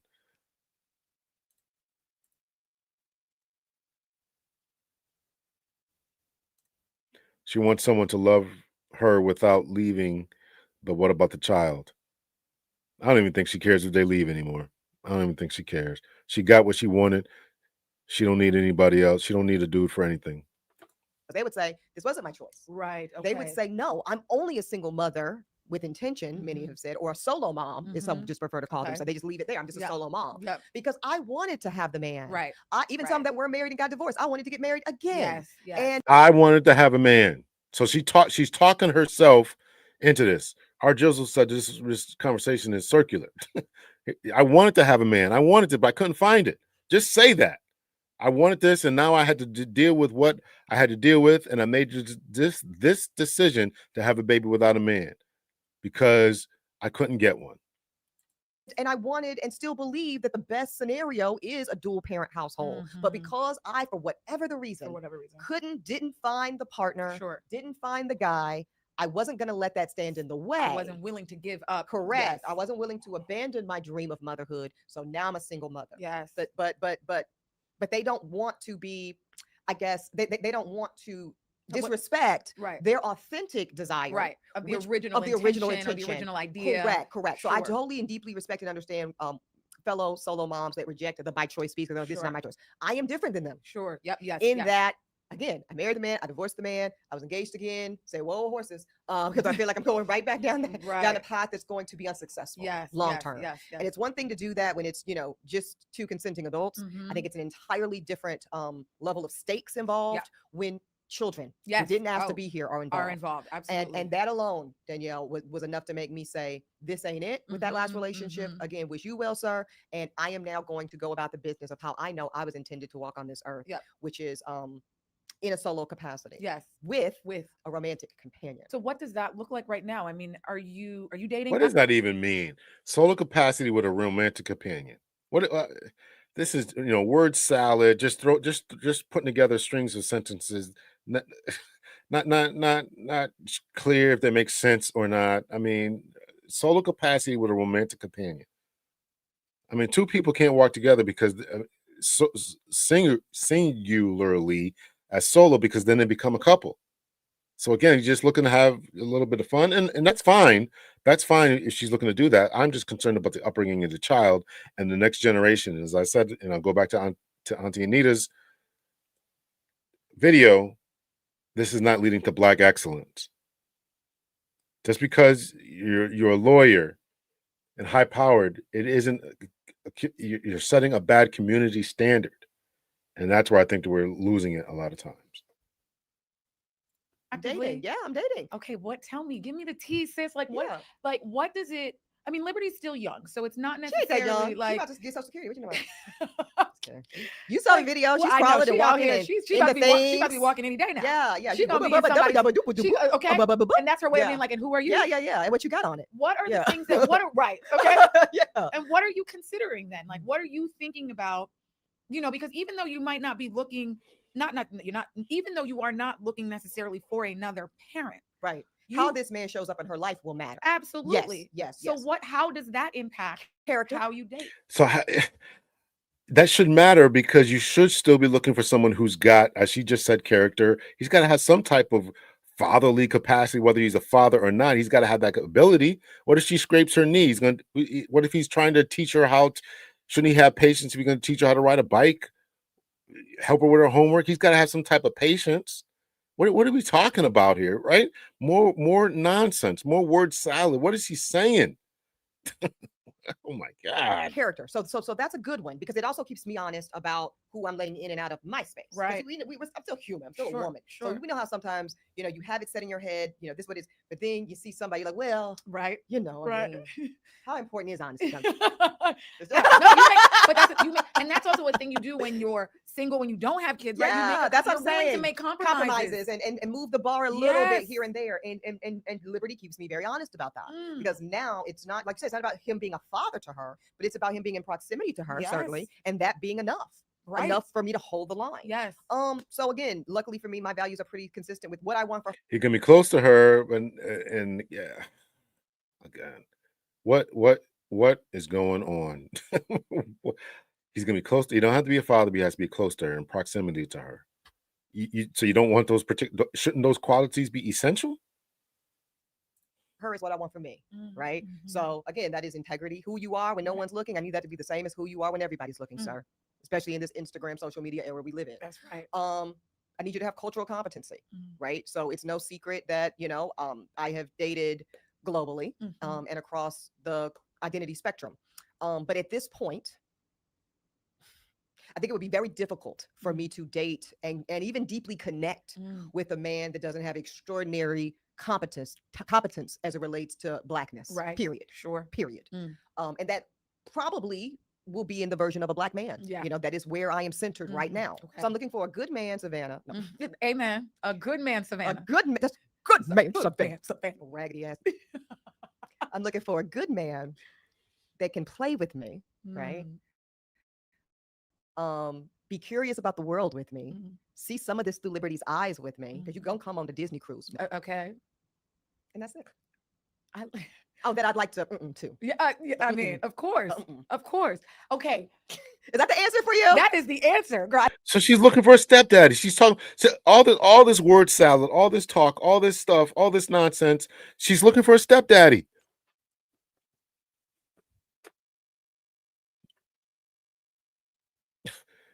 She's looking for a stepdaddy. You're going to come on Disney cruises with me. You're going to be around the kid. You're going to be in close proximity. You're looking for a stepfather.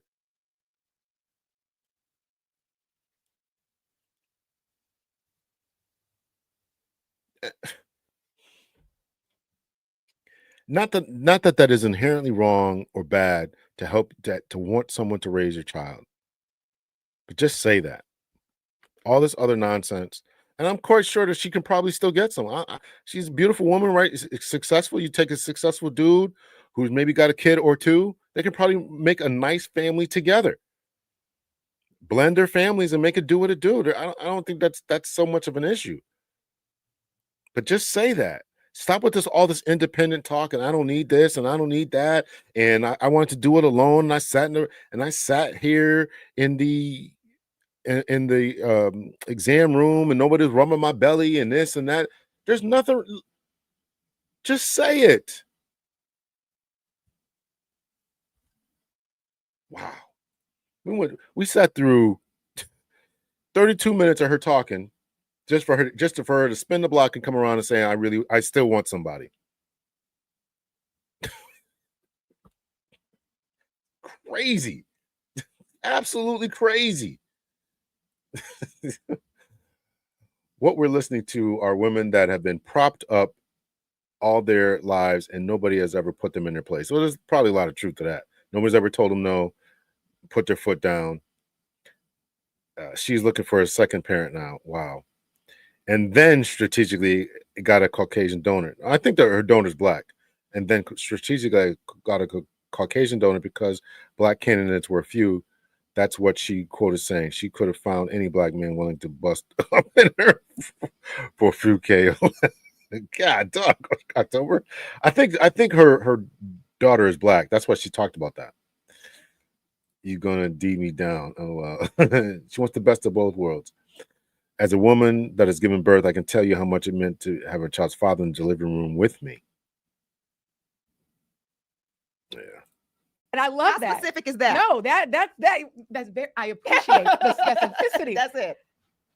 How have the dates been? Have you had good, bad? What's and the ugly? tea? Yeah. What's the tea? Okay. So the good news is I've not had any like horrible dating Okay. experiences thus far. So Okay. I started dating when she got to 6 months because I Okay. did want to feel. And listen, I had been told this by other mothers, Okay. including you. Like, if you're gonna wait to feel like 100% yourself, you're gonna be Yes. waiting, Yes. right? So Yes. at some point, you kind of just got to That's get right. your toe in the water. Yes, that's right. So I have gone out on some dates, had some nice experiences. Okay. Here's another good thing about being the man that I was waiting to Waiting, save me yes. from the whatever. Being the man that I wanted, here we are again. I told you, I just want to be the man. I'm the man who I wanted to save me. I'm the man who I wanted to save me. But now I want to date and get piped down every once in a while. What's so lovely now, Danielle, in addition to being a mother in my own circumstances, I now have full and complete access to most any room I want to be in. Right. In the world. That's where it's liberty. I'm free and full access. No commitments, no child support. Thus the name liberty. I'm free. Biological clock is no longer ticking in my ear. No man to tell me where to be, when to come home. I'm the man. I'm the man. I'm gonna put their picture up here where I froze it at. I'm the man.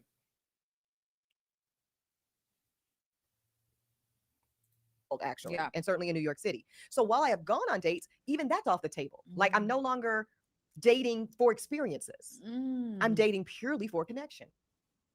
Oh, I love that. And it doesn't matter if we're on the couch watching Netflix, or we're in the Michelin star restaurant, or we're in the Greek. Now it's really the vibes. It's really the connection. This sounds fun. It is fun. That's what I'm telling you. It's been fun. Why wasn't it the connection and the vibe before? This is what I talk about when I talk about, putting pressure on people. I don't know if I made a video about that. I know I had a conversation about it. I can't remember if I made a video. You started changing these titles. This is where pressure comes in at. If you would have had this mindset before that it can be fun, it's just a vibe, just get to know someone. If you just had that, she might have been able to get somewhere. No pressure. Just go out here and let's have a good time. If we vibe, we vibe. We connect. Anita did a great video about that too. Stop trying to make it work. That video. Stop, Anita from Better Love Movement. Watch that video. Just stop trying to make it work. Trying to, things aren't compatible. You don't like this, but this sounds like what she's talking about here, right? You're trying to fit this square peg into a round hole. Just go out there and have some fun. Why'd you need to bring a child in the world to realize this? Just go out there and have fun, get to know people, have some laughs. If you laugh, you laugh. If not, okay, you just keep it moving. But when you put this pressure on yourself,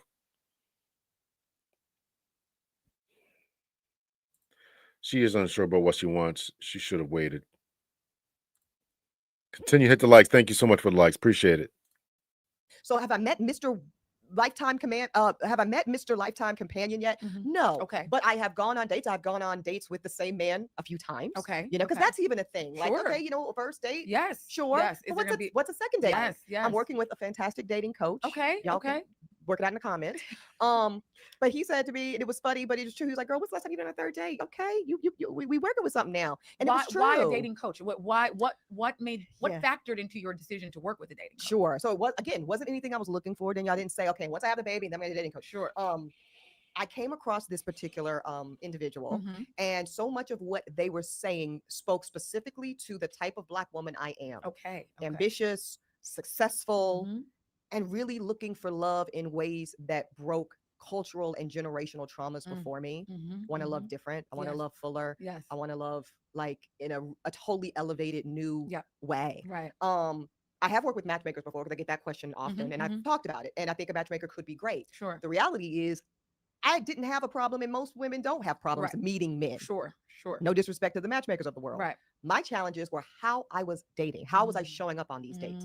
And like a lot of Black women, especially the ambitious and powerful and successful ones, we understandably operate in a lot of masculine posture. Sure. And Yeah. without going into the red pill of it all, Yes. Because that's a bunch of bullshit. Right. Masculine energy, yeah, it's feminine like just- energy, let's the just- whole, yeah. But let's honor the fact that when you have not had anyone, often male or female, show up for you in your entire existence in ways that made you feel safe, in ways that made you feel that there was enough of Right. anything, love, resources, Right. protection, fill Yeah. in the blank, you do embody that for yourself. Yeah. And you are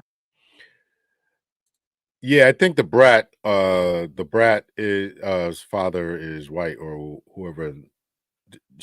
Her wife had the baby, right, or something like that. I think he's white. I think, yeah. the protector and the Sure. provider Yeah. and the nurturer and the Mhm. caregiver. And all of that is lovely, but then it's really difficult to let someone do for you. In my case, I'll name my challenge.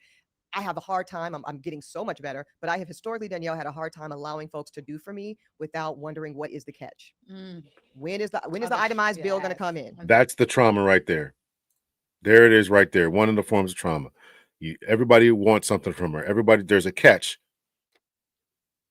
So therefore, she took on this masculine role, masculine frame of thinking. I'm going to get them before they get me. I'm going to be the sole proprietor. I'm not going to lean on anybody else. I'm not going to trust anybody else. I'm going to do it for myself. I'm going to take full responsibility, to the point where she even brings her child into the world by herself. There it is right there.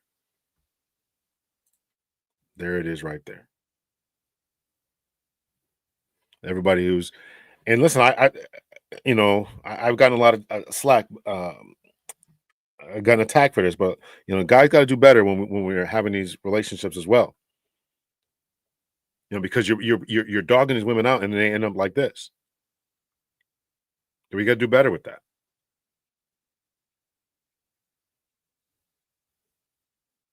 Because you're hurting women, and she's going to bring a daughter into the world and train her up with the same frame of thinking, possibly even worse.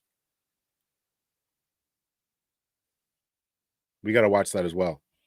Here it is. Whether it's family, always asking for something from her, relationships, platonic relationships, friends. Crazy. Crazy.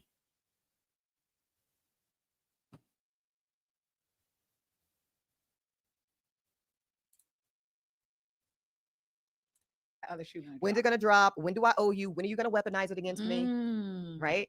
And so my work with my dating coach has really been about releasing myself from the burden of showing and earning and proving.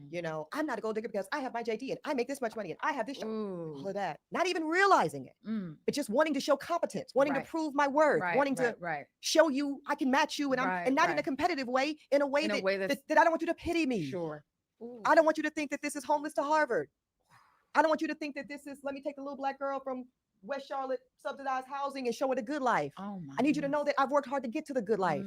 And now, with my coaching, I don't have to show you shit. I'm sure you motherfucking You out here, you coaching us. You coaching me. Well, y'all can put some on the Cash App for the coaching. She don't have to show anything because she's got the child.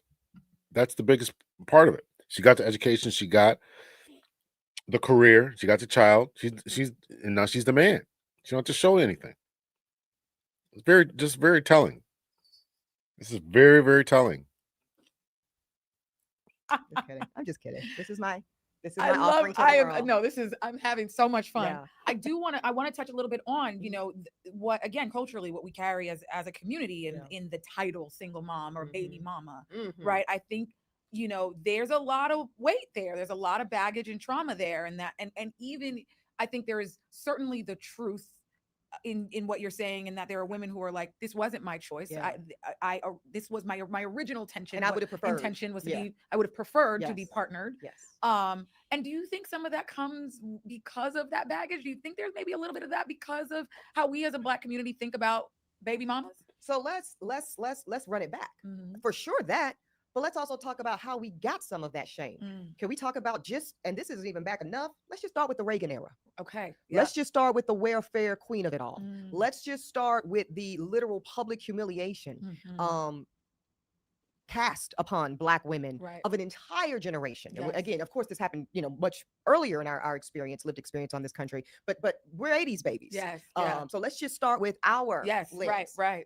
Of this very curated, by design form of white supremacy. Can we name it? Okay. All right. That is designed to shame, humiliate, and dehumanize Black women at our very essence. And unfortunately, like so many aspects of white supremacy, sometimes we take on that work. Right. Sometimes we become some of the worst perpetrators of the system designed against us. So then we have You mean like becoming baby mothers?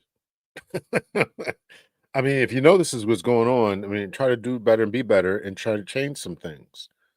I'm not saying it's easy. I'm saying we got a lot to overcome as a people, but this is not it. both Black men and Black women participating in a shame conversation that wags the finger at the young Black girl that gets pregnant and keeps the baby, or wags the finger at the middle-aged Black woman who maybe already has 2 kids but finds herself pregnant and now your baby mama again, so to speak, you know. And I think it's very, very, very, very, very sad because what we miss in that conversation is, number one, the fact that it is these Black women that became mothers who stayed. They stayed. Right. For whatever the circumstance, they rolled up their sleeves and they got it done. Yes. And they raised entire generations that we stand upon their shoulders. That's number one. That's right. So how dare we shame these women? How dare we? But we do. We were talking in the green room before we started recording. I think it says a lot when Cardi B, going through a separation and divorce with her, I guess, estranged husband, now Offset, and the most visceral, violent kind of derogatory thing he could call her and refer to her. I won. I made a baby mama out of you. Of all the things, right? All the things. This is 2025. We got a lot of things we can be and call folks. And we do. That was the most horrific undermining of her success, her status, and her societal value. And he knew it. And he knew it. And everybody that heard it in that moment knew it. That is just how weaponizing the term baby mama and single Black mama can be. And so much of my work, Danielle, and why I was so grateful to you and the publication to be able to tell so much more of my story beyond just the eggs and the embryos piece. And that's important. But let's get to like the psychology. Let's get to the emotional. Yeah, but they see themselves at it. They don't see the fact that a college educated person who's a upstanding character and is JD and can argue before judges and stand in the room with mayors and governors and it is the same as Cardi B. But in their mind, apparently they are. In their mind, apparently they are. And that's the problem. We have not made that disconnect that there's this level. And I'm not talking about being strictly elitist, but there ought to be something that we ought to strive for and achieve for. And I think that even with Cardi B's, and Cardi B's done a lot. Let's just be honest about that, right? Then she interviewed Joe Biden at one time, right? So she's trying to do something. She doesn't allow her child to watch her videos and stuff. So she's trying to do something that would be bring herself out of the situation that she grew up in. She's trying to do that. And I think that she's right. I think that Eboni is right that was a stinging moment for Offset. Okay, yeah, I just made you like every other hood chick. Even though she's trying to do better, moving into a different community, et cetera, et cetera.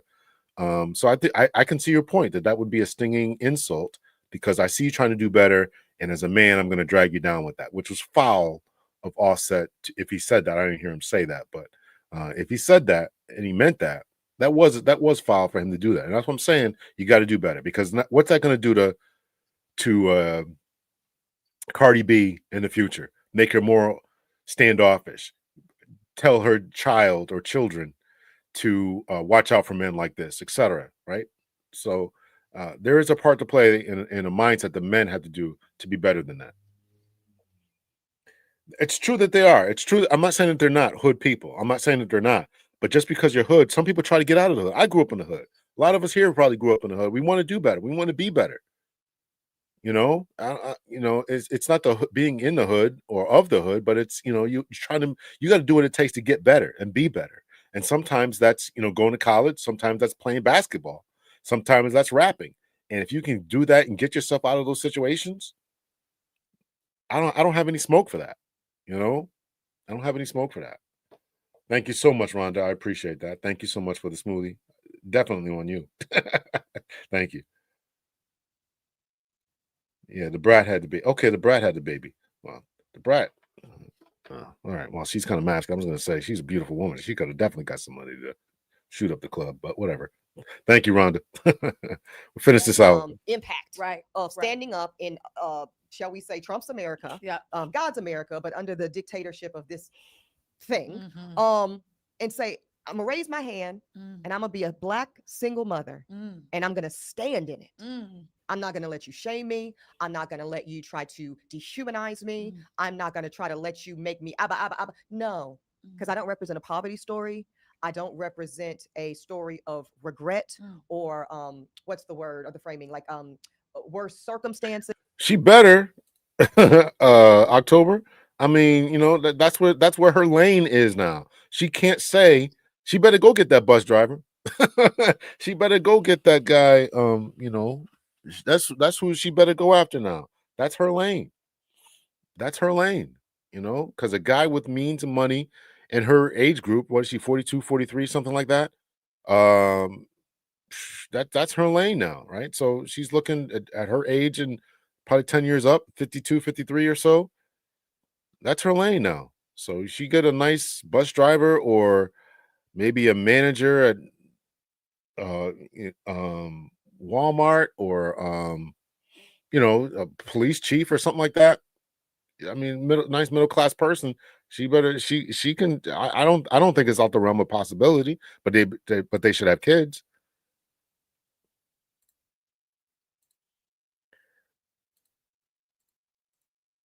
This was my first choice. This was not plan B or C. Liberty and her conception, and I speak only for that, was my plan A. This was my preferred way to navigate motherhood for my child and for me. I love. That just gave me chills. Like that just like you liberated other women watching this right now, other women listening to this right now. So I always take a little bit of a pause on pregnant pause. Pregnant pause. Right? I take see a little what pause, you did there, right? Miss Danielle. We take my little New York's gonna come out, my pause. We always take a little pause, and I what do you want the Black woman watching this who is trying to, whether she's deciding whether or not she wants to be a solo mom, whether she's thinking about how she is entering into her dating life or navigating her dating life. What do you want her to take away from your story and your experience? I want the Black woman listening to this conversation, Danielle, to take away the broadness of the freedom and the choice, and to do the thing you already do, Black woman listening to this. And I want you to know that you can apply it to motherhood and to your love life. Let me prove it to you. How many Black women do you know and I know that went to med school, went to law school, got their MBA, got, were career teachers, were educators, nurses, social workers, and now they sell cupcakes. And now they write books. Now they have business coaching workshops. As Black women, we're not foreign to choice. We're not that's bullshit. We're not afraid of going down a path, saying this path is cool, but let me look around the corner because something else might be greater for me. We do it in our professional lives all the time, because I'm hearing you frame this, beautiful story of courage and liberation and choice as it relates to single motherhood and liberty and my dating now. And I'm humbled by it. And then I realized, well, this was so easy for me to do at 23, right? I went to law school. I was also told big law, public interest, pick one. That's it. Okay. Work at the big law firm and make the big bags or do good in the world and be broke. Those were the choices, right? Hello, somebody. And now look at the buffet of opportunity. You know, and I early on rejected that. You know, I did the big law thing for a hot minute, and then I was a public defender and did that, and you know, had enjoyment there, but also some things that were lacking. Right. And so what did I do? I did the same thing that all the Black women listening to this podcast right now are probably doing in real time as we speak, curating their own package. They're saying, yes, I'm this, but I want to do this, and I'm an entrepreneur, and I'm doing this, and I'm here, there, and everywhere, and I'm doing real estate, and we do it so brilliantly in our professional mechanism. I want us to just know that we can apply it in the same way, with the same tenacity, with the same unapology to how we mother and how we love. Bars, as the kids say. Bars, dropped bars. Eboni K. Williams, I cannot. Not one bar was dropped in that. It was all nonsense. Thank you guys so much for checking out the video, the show for tonight. I really appreciate it. Thank you so much to, let's see here, to our Jizzle and for Rhonda for the smoothie money. I definitely appreciate it. Lunch is definitely on YouTube tomorrow. Thank you so much. Let me know your thoughts and your opinions. Hit me in the comment section. I did not think that this was, I mean, you know, it is what it is at this particular point, you know, but just got to highlight that this is what's going on in our communities. And unfortunately, these particular types of ladies are, you know, just perpetuating a bad problem within our communities. And as Anita said, we got to aim for excellence, and this is not going to get us that level of excellence that we are looking for. It's just not. And so many ladies, unfortunately, are probably going to look at her and say, I'm going to put off marriage, I'm going to do this. Eboni K. Williams could do it, whatever this sister's name can do it, I can do it too. And bring children into the world. I'm not telling you to put off your career, don't go to college or anything. I'm not saying anything like that. I'm saying that, you know, if you're going to bring children into the world, they need two parents, and particularly a father in their life. The protective sphere of a father is essential and important. And it's just unfortunate that this continues to be pushed in our communities from high-level ladies, right? From high-level ladies all the way down to the ghetto ratchets, right? And I know we had a debate about Cardi B. You know, I think that she's trying to do better. And I don't shame anybody for their lot in life and how they try to make money and try to get better. From drug dealers to corn stars to OnlyFans models to whatever you're trying to do, if you can get yourself up out of the situation and then try to do something positive with your life. That was always my thing. You know, if you're going to do something positive, if you're going to sell drugs, you shouldn't be selling drugs for 10 years, right? Sell it for 2-3 years, get yourself out of the situation, go back to school, whatever you're going to do, and then make something of yourself. That was always my thing, right? So, and Eboni has obviously made something of herself. She has the means to do what she did. I'm just hoping that other ladies will understand what it takes.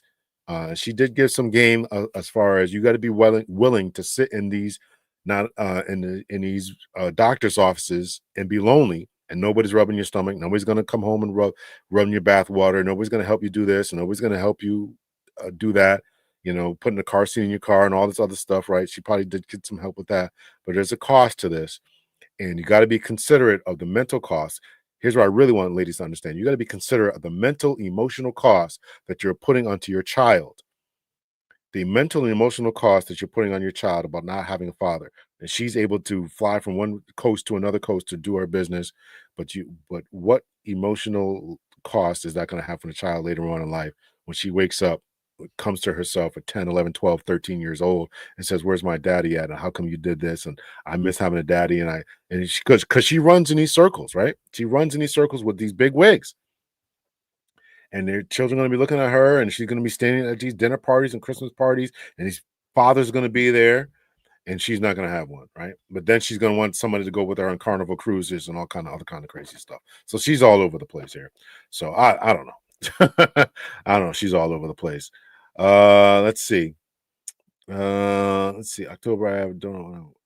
I don't have a woman currently, but I always date women with great jobs. My side piece jump off. Funny enough, I don't have good jobs. Okay.